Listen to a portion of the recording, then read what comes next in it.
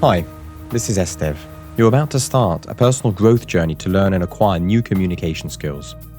Before we dive into the theory of conscious communication, we'll open up how your attitude can help or hinder the way you move on with your learning. Here's an illustration from two different creative agencies in which I was called to lead cultural and process transformation. I spent 4 years in the first one doing workshops, which got about 60% of the planned changes in place. The second agency invited us to come for a 4-day intensive transformation workshop. I agreed to go despite being a bit skeptical about what we could achieve. To my astonishment, the second agency did more changes in 4 days than the other did in 4 years. In fact, they did 90% of the changes in 4 days, which the first agency took 4 years to struggle through. What was the difference? What was their attitude to change? This was when we discovered these 4 different attitudes. Attitude type 0, attitude type 1, type 2, and type 3. We found that saving time and energy in transforming habits and organizations comes with people taking a type 3 attitude. This framework is not describing personality types. It's a behavioral model, which means that you're always able to choose your attitude. Let's look at these 3 attitudes with a concrete example from everyday office life. Let's look at what this looks like with 2 colleagues working together, Anu on the left and Elena on the right. Anu says, "Did you hear that we're both on the same communication journey that starts in August?" Watch Elena's body language as she expresses herself in this one. She says, "I'm not going to do it. I know how to communicate. I don't want to get brainwashed. I have work to do." This is typically a type 0 attitude. These are the laggards in marketing language who are usually the last to adopt a new mindset. Type 0 attitude resists change. A person with this attitude will say no to just everything to be sure that everything stays as it is. They build walls to hide behind and try and protect themselves from change. They only change when they have to, by law or because of regulations. Often, their psychological engagement towards work is relatively low. In many countries, this attitude is very common in the public service. This drags the team, symbolized by the aeroplane, downwards. Let's look at the next attitude in the same situation where Anu says to Elena, "Did you hear that we're both on the same communication journey?" Elena answers, "I don't think I'll have time to do it. Could you give me a summary?" This attitude is focused more on being the heroic person who solves problems. If you take this attitude to an extreme, it means taking the whole world's problems on your shoulders. This type 1 attitude is common with doers, who you can spot as they tend to drink a lot of coffee. They look at the world and usually see the problems that need to be fixed. They believe that once these problems will be solved, their life will get better. A type 1 attitude is focused on changing the outside world and others around us, in the hope that it will change our experience. Once my team is selling better, then I'll be recognized as a good team leader. This attitude in managers is when they send their team to sales trainings without going there themselves, because they're not so keen on changing themselves or learning new skills. It's focusing on getting stuff done. It's about being goal-driven, and people displaying this attitude are interested in getting tips and tricks or summaries of contents, but are not really interested in deeply understanding the theories or frameworks behind them. "Just tell me how it's done" is something you hear from type 1. The aeroplane turning left shows that the bad side of this attitude is that it can drag a team out of balance towards only doing things without learning from them. From type 1's attitude to change happens from the outside in. The good side of this attitude is that it usually goes with high levels of psychological engagement, which really helps to get stuff done. Let's look at type 2 attitude in the same situation. But this time, Elena answers, "Yeah, I checked all the pre-material and actually tried some of the exercises already this weekend."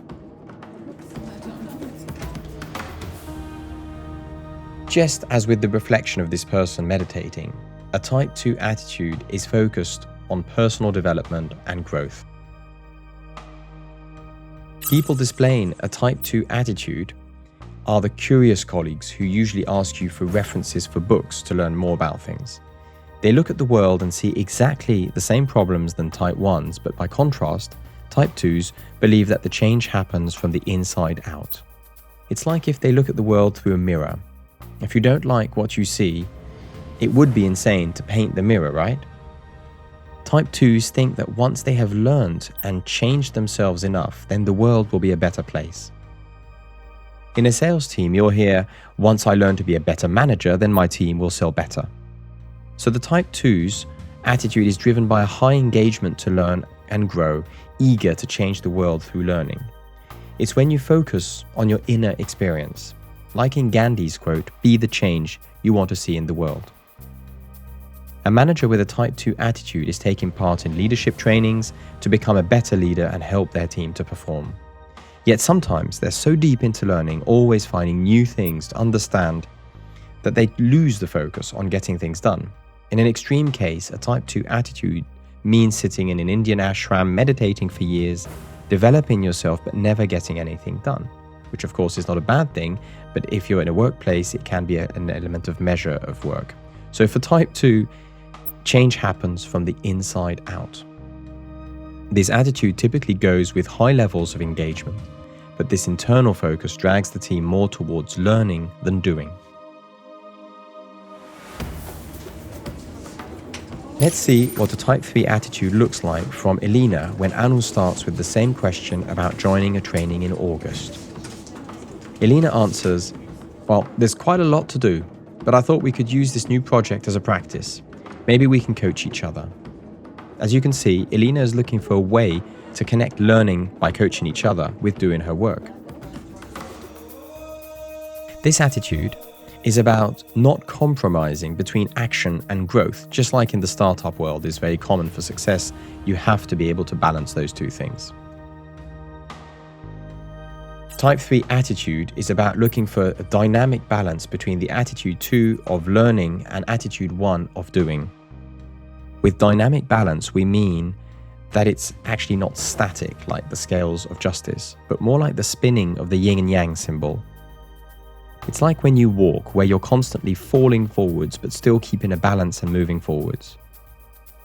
When people have a type 3 attitude, they believe that in order to have the most impact in the world or in their team, they have to be willing and able to get things done while still taking time to learn and reflect.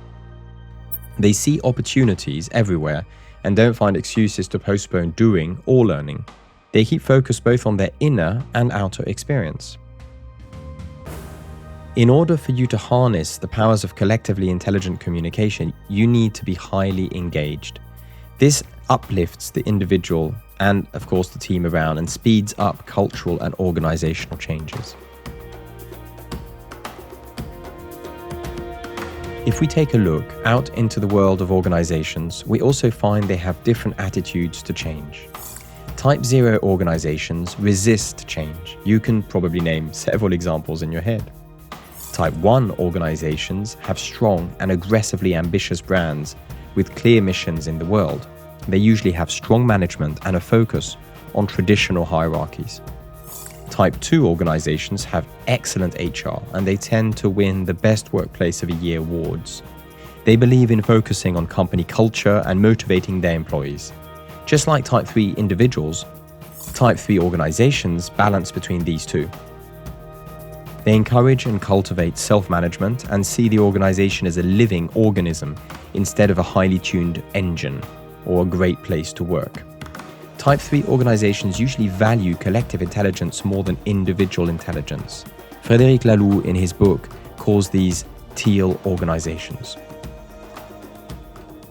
This communication lens, therefore, of attitude can be downloaded as an infographic for you to remember it later.